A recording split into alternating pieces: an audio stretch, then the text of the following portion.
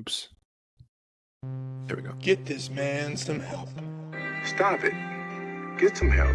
A Blazers podcast.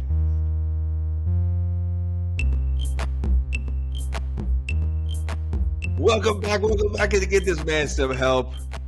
I am your host, Tim, the baby-faced assassin.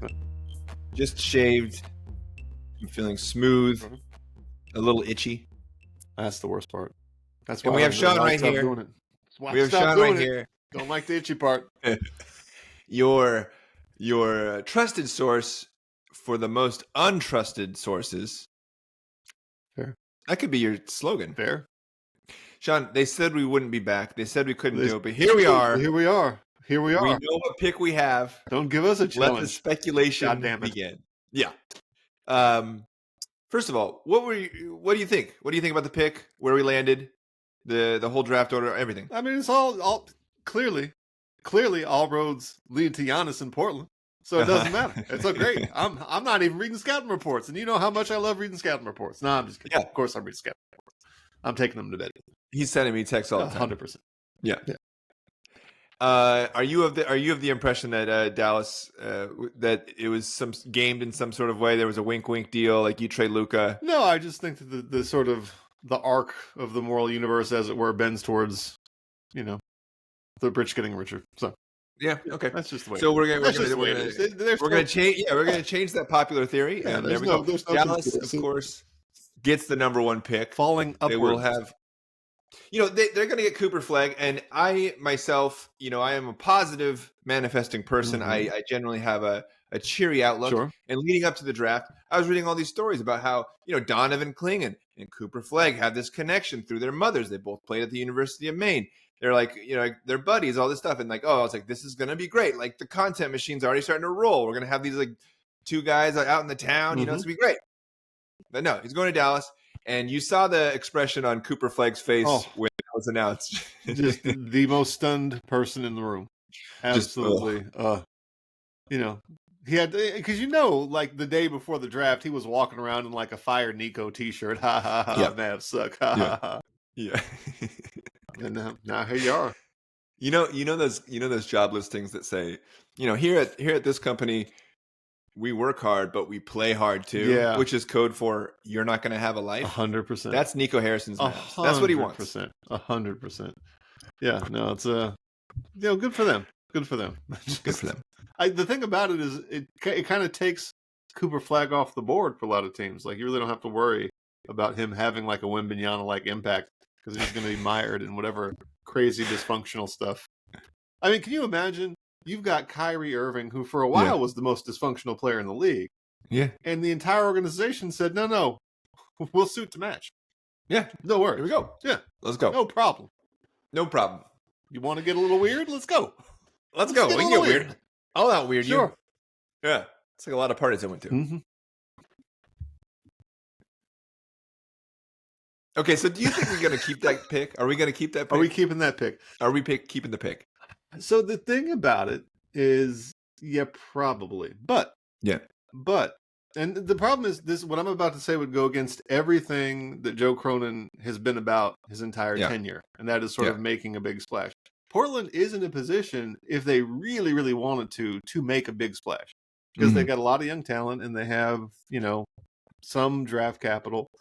And, I mean, if they wanted to, I genuinely believe that if they really, really wanted to, if they were really willing to throw it all out there, they might be in play for like a Giannis or a Kevin Durant if they wanted to, because they have the assets if they wanted to. Will they want to? No, probably not. We'll probably take like Derek Queen or something. The least athletic man. Rebuilding process. Yeah.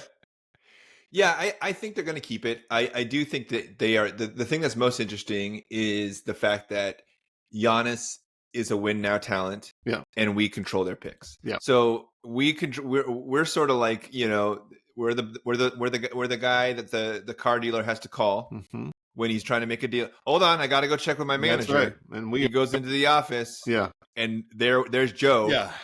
Just giggling. Yeah. Because we have they're like 3 or 4. We have swaps, and then we have their pick, and we have a lot of stuff. Yeah. And I mean, we traded one of them, I think, to the Wizards to get our beloved Denny Avdia. Our beloved future All-Star, apparently the only untouchable person on the roster, according to multiple reports. So let's get into it. This is the reason why I wanted to talk. This is the reason why I wanted to talk to you. You came up to me with some very upsetting news. You didn't warn me about this. You just came up. I'm getting my helmet on. I'm getting ready to. You know what? That's like, you had your helmet on. I waited until you had your helmet on. I didn't want you to pass out. I'm about to go ride my bike through traffic, and you're going to give you drop this news on me that apparently the Blazers are open to trading Toumani Camara. And I thought this was the usual drivel that you're pulling out of the trash can in the back of the whatever that your guy Dave or whoever my usual sources, asshole. But no, this is a real thing. Apparently, the Blazers are the price has been set at a couple first round picks. That doesn't mean they're going to do anything. No, it does not mean they're actively looking to trade him. Just that they would, they would take. And so the thing about it is, again, we have to look at the sort of. I mean, the NBA trade market is worse than the stock market in terms of the fluctuations. Yeah, like we're talking. The Knicks gave the Nets 5 picks for Mikal Bridges. Yeah. They're talking about Giannis may only get like a max 3 and a swap. Yeah. You know what I mean? So the market, so basically like saying we'll take 2 first-round picks for Toumani Camara is almost like saying 3 years ago, we'll take 4. We'll take 4 picks for him. Yeah. So from one side, it's like, oh, I don't even like hearing that. But from the other side, like, yeah, that's a pretty hefty price. It's a pretty hefty price. Yeah, and this is where the art comes in. This is where the true, maestros sort of show their skills when they know, what is the ceiling of a player. Yeah. Because, for a while, Herb Jones was like, you're not getting Herb Jones for us, whatever. But then, he kind of levels off or whatever, and he is what he is. Yeah. So if you're a GM, you're wondering, is this what Toumani is? Or is there more there? Well, there's nothing in the world that NBA general managers love more than potential. And I always go back to Nicholas Batum. Nicholas Batum had potential until like he hit his 35th birthday. They were talking I think he still about has some potential. His potential. Yeah. And I don't know if you watched that documentary. Like back when he finally during the Charlotte days when again he was in his 30s, they were like, well, this is probably what he's going to be. This is probably it. All right, he's 35. This is probably what we're gonna get. And so I don't want them to fall into the Nicholas Batum trap of continually re-signing him to these big deals because potential. Yeah. That's it.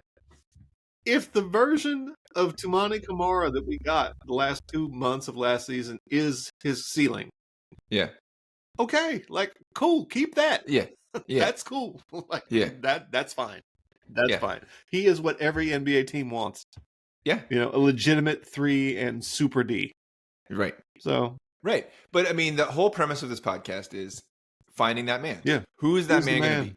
And until you have that man, you're going to run into the position that the Rockets have, which is they're a very good team, but they run into a roadblock in the playoffs because they don't have that guy. They don't have that truly they don't have the guy. Alpha guy. Yeah. And so. Who's got the guy? Well. And the talent. Yeah. Oklahoma City.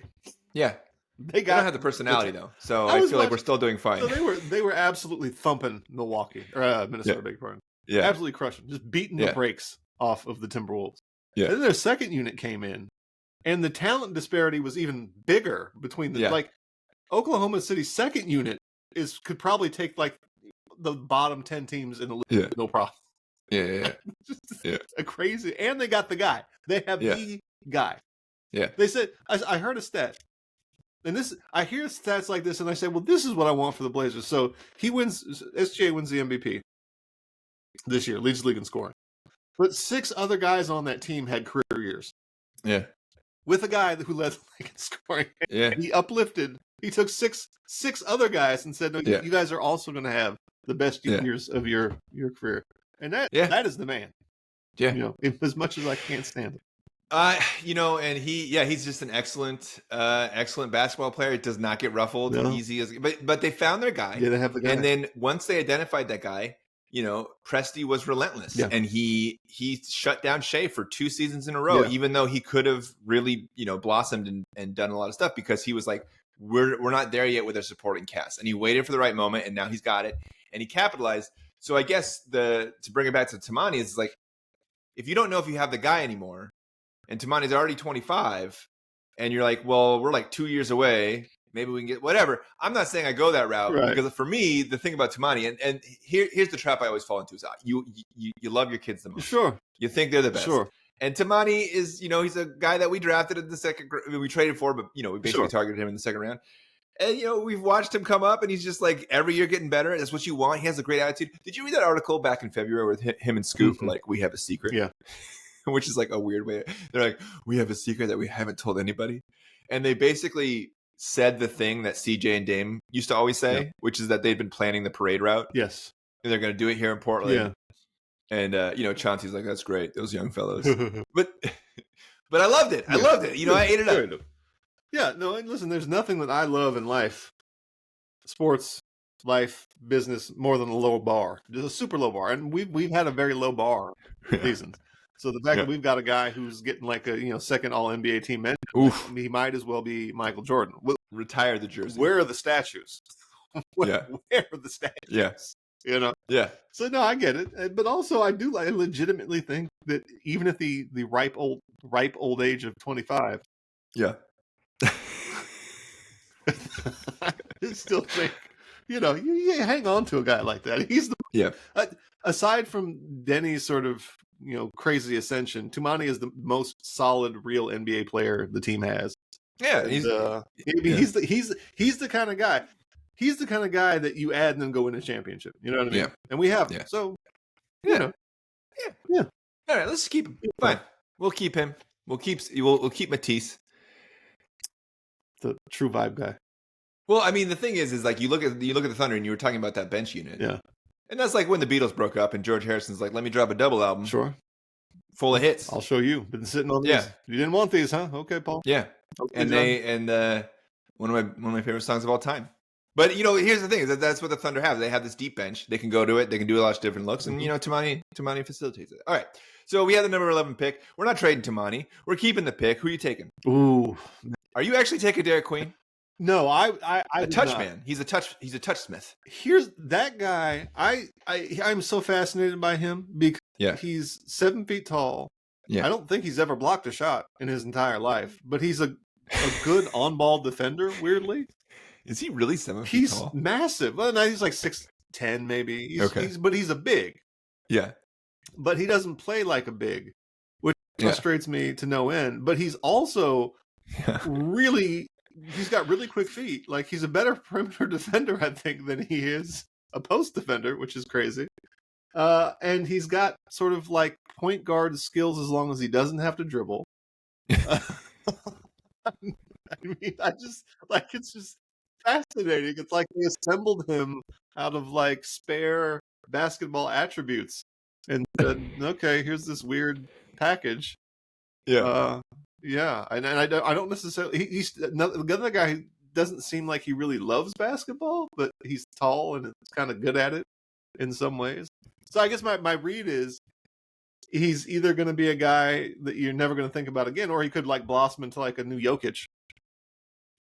No, we're not Jokic, but that's my ceiling. My ceiling on him is Jokic. My floor, Kwame Brown. So, do you feel lucky? Do you want to gamble? He has the highest variance of anybody who's ever lived. 100%. His floor is playing with us on Thursday nights. Maybe. Like every third Thursday because he's got like a sore back or something. You know what I mean? Yeah. But his ceiling is 4-time MVP. His ceiling is one of the 4 best players who's ever lived. That's great. Yeah. Yeah. It's kind of like the first time I saw Cat and I was like, how do you shoot like Dirk Nowitzki, but you can't defend anyone? Like like what there's just mismatched pieces for what you should be, what my eye test tells you should be. Yeah. But no, I think the kid that you told me, the denim kid, if he can shoot. Which one? The Igor Demin? Oh! You told me about him. I didn't tell you. Okay. Well, Yeah, it's a mind. It's on a list. Yeah, but no, I mean, if he can shoot like he did his pro day, he could be fun.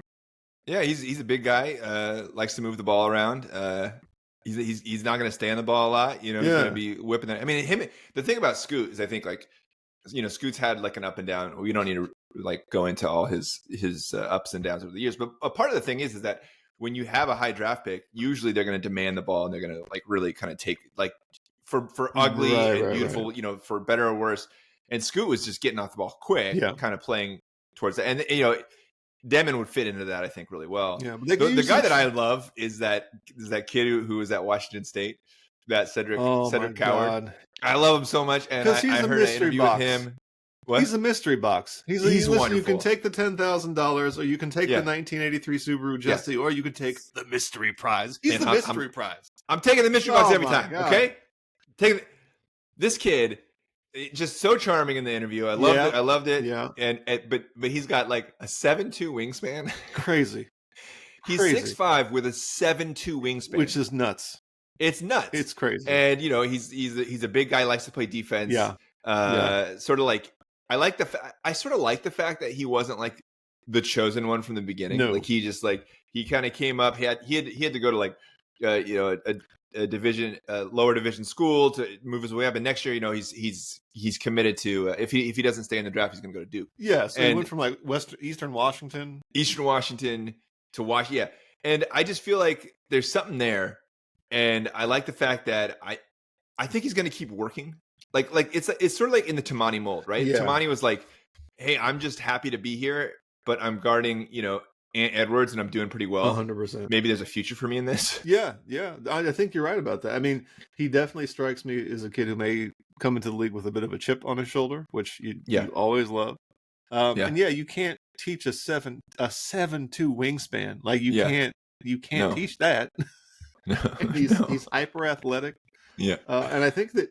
The thing about it, and I don't know, I can't remember where they said he was like born. It's L.A. He's in the L.A. guy. But he strikes me as the kind of kid who just always had a basketball in his hands. Like whatever else was going on, no, I'm gonna go hoop. Like just looking for, just like a junkie, just mainlining the next basketball game he can play. And I find that. I mean.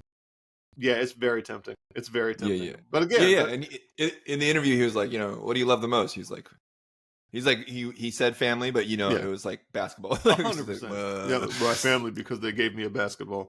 Yeah. Tell me about the guy that you like, Nick Clifford. That's the guy you like?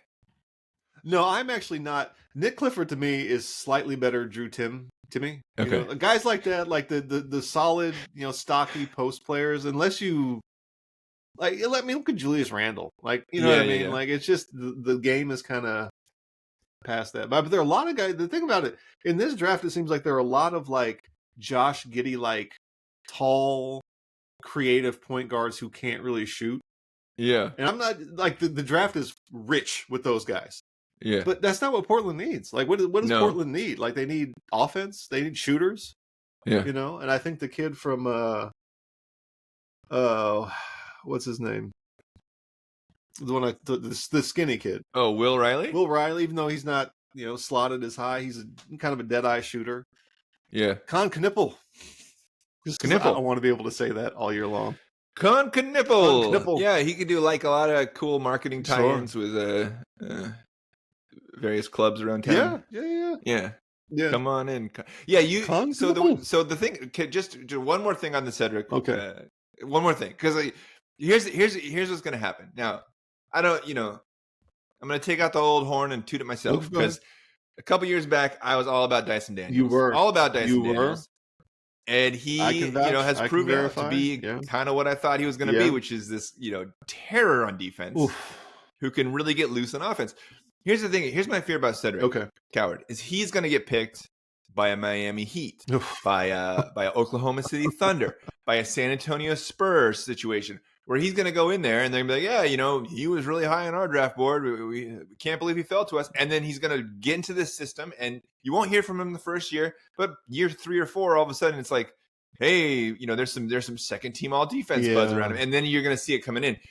That's my worry, is that a lot of these drafts, I think we're kind of entering a different stage where like you're hearing about a lot of kids who are going back to school because the NIL money is so comparable. So good. Yeah. So you have this really cream of the crop, you know, top 1, 2, 3 picks who are, you know, basically vetted to the point where you can't miss. It'd be great. And then you have this sort of mushy middle. And I think there's going to be a lot. You're going to have a lot of people who are you're going to have to really earn your money as a scout. And yeah, there's going to be a ton of value. But I down also like how, well, so I mean, part of the thing is they're all so young. You know what I mean? Yeah. They're all so young still. But also, there's always a couple of guys every draft who get an almost like cult-like following from scouts and GMs. Just based on vibes. Like a guy who hasn't really done anything. Okay, he was the 8th guy on the bench at Oklahoma State, but he had that one really fantastic March Madness game. You know, it's like this is the French kid Noah Asungay. Yeah, man, like this is why I love the draft, because right now, if you told me like if draft day comes and he went number 4, I'd be shocked. If he fell to the second round, I would not be shocked. But there's just like this vibe. It's like, oh, he's the it guy. He's the it guy to watch, you know. And I mean, I like that. It seems to me that the Blazer management does not really play that game. They're a little more shrewd. They kind of let other people take the big swings where they kind of go like they do their gambling in like the second round, which I think is probably. I mean, that's worked out pretty well for them. You know. But yeah, I just love it. I just absolutely love it. So, yeah, CJ Ellaby, shout out. CJ. Yeah. So, I think like the thing that's going to be interesting. Bring up CJ Ellaby. What did he do to you? I mean, you're taking gambles. No, I'm saying you're taking gambles. That was before Greg Brown, Joe Cronin, taking gambles. Oh no, that was before the current regime. Thanks. He was a fine college player. Thank you. Who is? I'm totally blanking on the guy that we were absolutely apocalyptic. We were just like so distraught that he got traded to the Nets. Remember him? Trendon. Yeah, Trendon Watford. Nothing ever happened with Trendon, huh? Going on to have a very distinguished career. We might have overreacted. That's what I'm talking about. Maybe. You know, Joe and Mike were like, "Hey, listen, guys, take it easy. Calm down." Again, calm down. The low bar. You know. Yeah. So the weird thing about Con Knipple is that he is the same height as Cedric, but his arms are 7 inches shorter. Yeah, because they're normal arms. because that's how human beings are supposed to be built, Tim. Just a normal set of arms. That's what makes your boy Cedric so good, so interesting, because he's Mr. Fantastic. His elastic arms fly. Oh no.